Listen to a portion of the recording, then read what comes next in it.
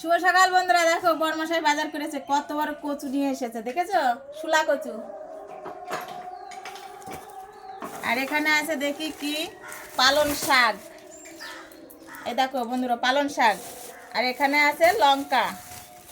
আর দেখি মাছ টাছ কি এনেছে।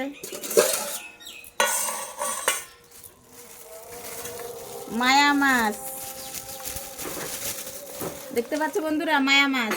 মায়া মাছও আছে আর এই মাছও আছে, মায়া মাছও আছে, মানে বিলের মাছ এগুলো।